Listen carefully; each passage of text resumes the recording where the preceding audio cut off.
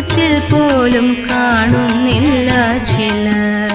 സത്തുക്കൾ കണ്ടു ശിക്ഷിച്ചു ചൊല്ലുമ്പോൾ ശത്രുവെ പോലെ ക്രുദ്ധിക്കുന്നു ചിലർ. വന്ദിതന്മാരെ കാണുന്ന നേരത്തു നിന്ദിച്ചത്രേ പറയുന്നിതു ചിലർ. കാൺക നമ്മുടെ സംസാരം കൊണ്ടത്രേ വിശ്വമീ വണ്ണം നിൽപ്പൂവെന്നും ചിലർ.